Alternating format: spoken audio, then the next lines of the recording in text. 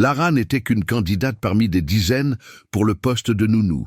Une femme simple, tout droit venue d'un petit village de Provence, une valise à la main et des cicatrices cachées dans le cœur. Mais dans cette somptueuse demeure parisienne, 2 jumeaux refusaient de manger et leur père veuf avait complètement baissé les bras. Personne ne voyait d'issue, jusqu'à ce que Lara entre dans la cuisine. Avec des recettes qui touchaient l'âme et un amour qui transcendait les mots, elle enseigna à cette famille à ressentir à nouveau, parce que parfois, cuisiner est la manière la plus silencieuse d'aimer. Juste une cuillerée de plus, Élise. S'il te plaît. La voix était douce, mais personne ne répondait. La petite fille détournait son visage, les bras croisés.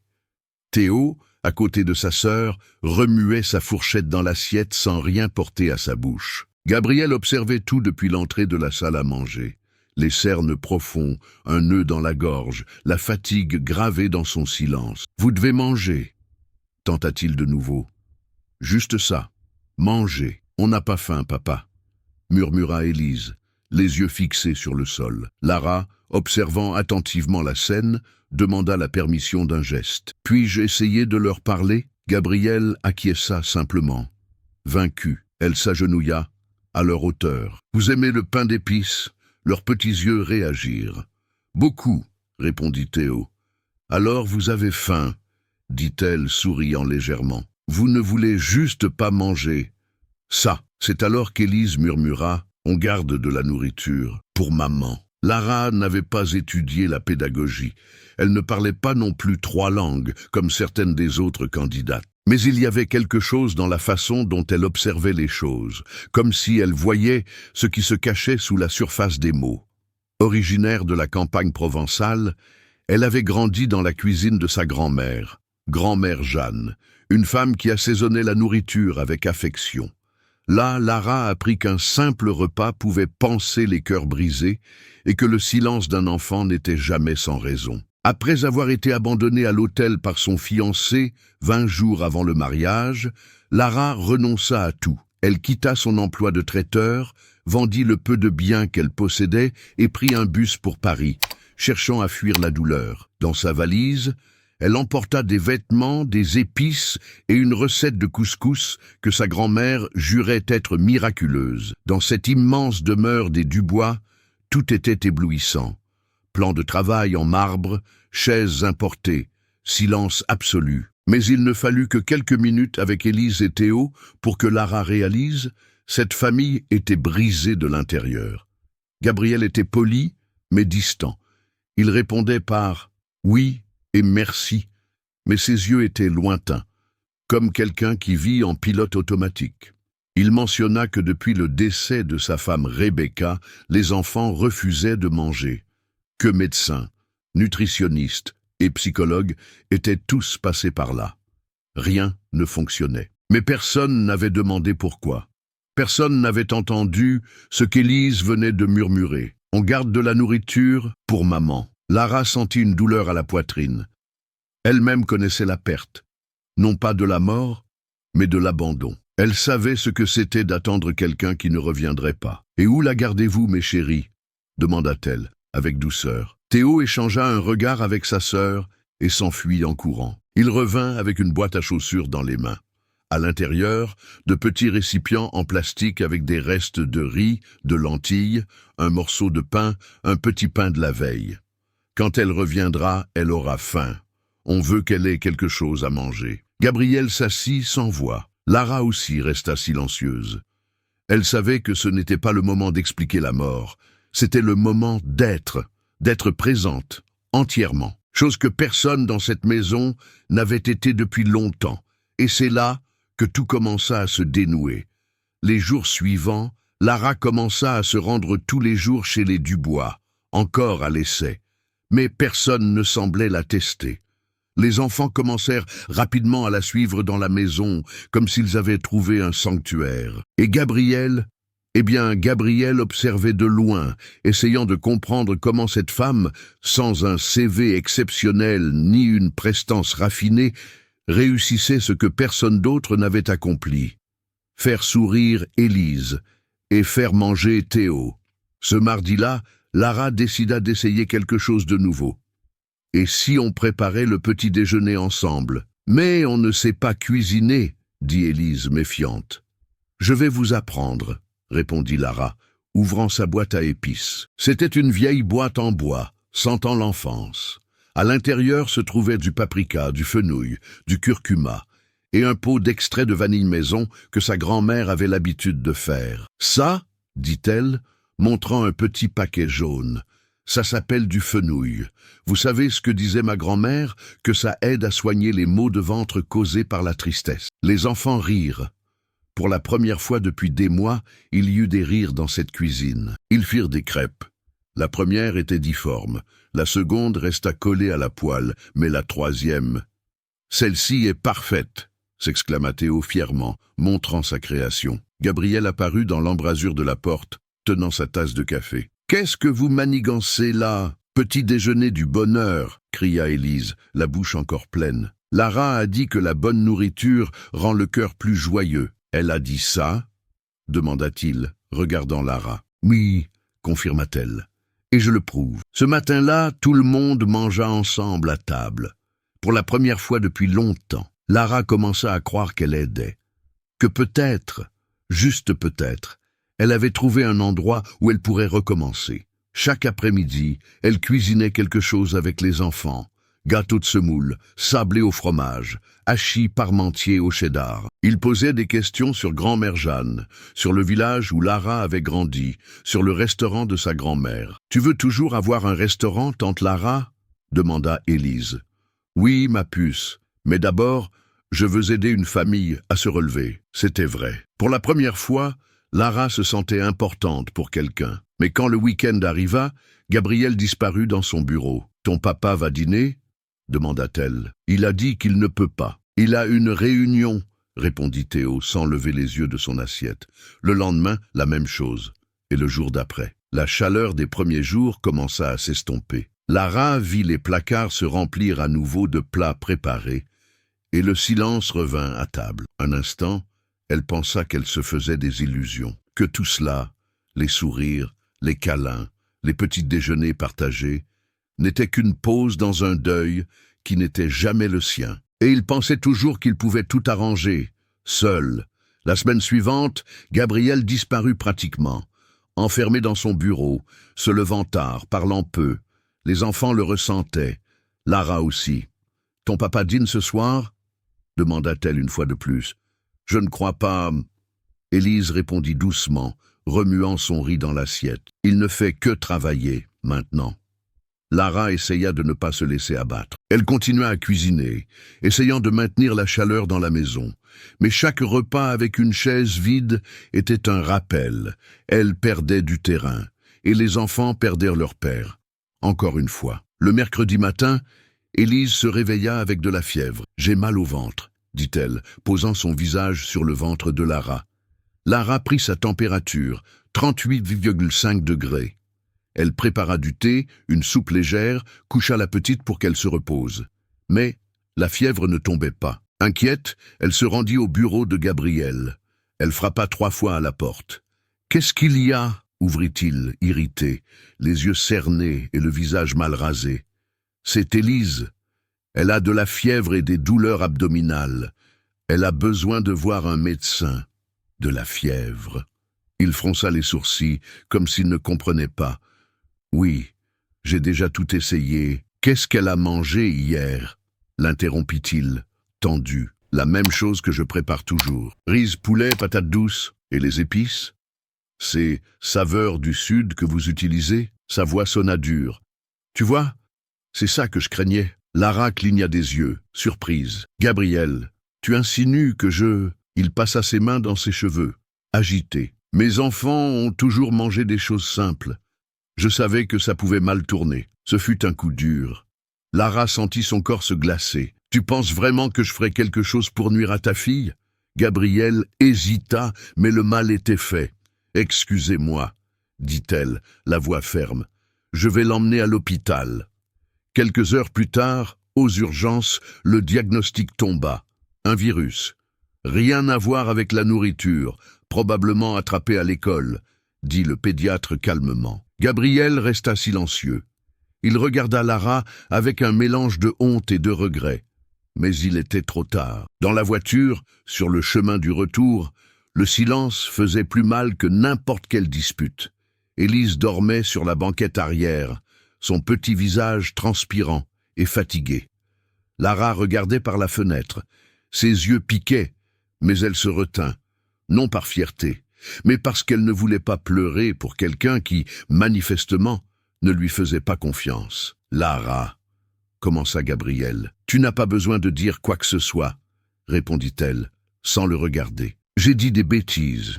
J'étais fatigué, inquiet, mais ça ne justifie rien. »« Non, ça ne justifie rien, » dit-elle, d'une voix basse mais ferme. « Tu aimes mes enfants. Je le sais. » Elle prit une profonde inspiration. « Le problème, c'est que tu ne le réalises que lorsque tout est sur le point de s'effondrer. » Il déglutit difficilement. « Et tu sais ce qui est pire, Gabriel. Moi aussi, je commençais à aimer cette maison. La routine, les petites choses. Mais je ne peux pas rester dans un endroit où je suis perçu comme une menace, où la moindre chose que je fais peut se transformer en reproche. » Gabriel ne répondit pas. Cette nuit-là, Lara fit quelque chose qu'elle avait reporté pendant des semaines. Elle s'assit sur le lit de la chambre d'amis, ouvrit son ordinateur portable et commença à chercher un emploi. Nounou, cuisinière, aide de cuisine. N'importe quoi, n'importe où elle ne se sentirait pas invisible ou jetable. Le lendemain, pendant qu'Élise se reposait et que Théo montait un puzzle sur le sol du salon, Lara, lentement, silencieusement, commença à faire sa valise. Elle plia ses vêtements, rangea soigneusement ses épices et glissa enfin son livre de recettes de grand-mère. Elle ne savait pas encore comment le dire aux enfants. Elle savait juste qu'elle devait partir avant que cela ne la brise complètement. Sur le porche, Théo l'observait en secret, les yeux embués de larmes. Dans l'escalier, Élise tenait le thermomètre, sa fièvre presque tombée et son cœur en ruine. As-tu déjà dû quitter un endroit qui commençait à te sembler être chez toi, juste parce que tu n'y étais plus respecté comme tu aurais dû l'être? Laisse un « oui » dans les commentaires si cette scène t'a aussi touché. Parfois, la douleur la plus difficile n'est pas le rejet, c'est d'être incompris par la personne que tu voulais le plus aider. Cette nuit fut longue. Gabriel resta près de la porte de la chambre d'Élise pendant près d'une demi-heure, la regardant dormir. Sa fièvre était tombée, son expression était plus calme, mais pas la sienne. Il retourna à son bureau, ouvrit son ordinateur portable et ne put taper une seule ligne. Les mots de Lara résonnaient dans son esprit. « Je commençais à aimer cette maison, mais je ne peux pas rester dans un endroit où je suis perçu comme une menace. » Il claqua son ordinateur portable, s'enfonça dans le fauteuil et se couvrit le visage de ses mains. C'était comme si, pour la première fois depuis des mois, quelque chose en lui était en train de se fissurer. Non pas à cause de la mort de Rebecca, cette douleur était familière, mais à cause de la possibilité réelle de perdre, à nouveau, quelqu'un qui avait ramené la vie dans cette maison. Le lendemain matin, Gabriel se réveilla tôt, mais n'alla pas travailler. Il prépara du café, chose qu'il n'avait pas faite depuis, il ne s'en souvenait même plus. Il le servit dans la cuisine silencieuse et attendit que les enfants se réveillent. Théo descendit le premier. « Où est tante Lara ?» demanda-t-il, encore endormi. Gabriel ne sut pas quoi répondre. Il se contenta de regarder le garçon et sentit le nœud dans sa gorge se serrer. Peu après, Élise apparut, serrant le livre de recettes de Lara. « Elle s'en va, n'est-ce pas ?» Gabriel s'agenouilla devant ses enfants. « Je ne sais pas. » Élise le regarda avec des yeux trop grands pour une si petite fille. « Si elle part, ce sera ta faute ?» Gabriel ressentit cela comme un coup de poing dans la poitrine, et il ne répondit pas, parce que la vérité qu'il ne voulait pas admettre était que oui, ce serait le cas. Plus tard, seul sur le porche, Gabriel vit Lara passer avec sa valise à la main. Elle allait livrer les documents de son nouveau travail. Il pensa à l'appeler. Il pensa à s'excuser de nouveau, mais tout ce qu'il put faire fut d'observer, ressentant pour la première fois depuis longtemps une vraie peur. Non pas de faire faillite, non pas d'échouer en tant qu'homme d'affaires, mais de continuer à vivre dans le même vide. Maintenant qu'il savait ce que c'était d'avoir de nouveau de la vie dans la maison, il ne savait pas si ça fonctionnerait. Mais pour la première fois, il voulait essayer. Lara avait déjà confirmé le nouveau poste. Une famille dans le quartier de Saint-Germain-des-Prés. 2 enfants. Cuisine végétarienne. Bon salaire. Contrat formel. Mais à l'intérieur, tout semblait faux. Elle passait ses journées à se convaincre que c'était la bonne décision. Qu'elle avait donné tout ce qu'elle pouvait à cette famille. Mais, chaque fois qu'elle fermait sa valise, un morceau à l'intérieur d'elle semblait se détacher. C'est alors qu'Élise entra dans la pièce. « Tante Lara, pourquoi fais-tu tes affaires ?» Lara s'assit lentement sur le lit et fit signe à la fillette de s'approcher. « J'ai trouvé un nouveau travail, ma puce. C'est avec une famille qui a vraiment besoin de moi. Mais nous aussi, on a besoin de toi. » Lara essaya de sourire, mais elle n'y parvint pas. « Tu es notre famille, » dit Élise, avant de s'enfuir. Quelques minutes plus tard, Théo et Élise étaient dans le couloir, en larmes. Gabriel arriva en courant de son bureau. « Qu'est-ce qui s'est passé ?»« Tante Lara s'en va, » accusa Théo.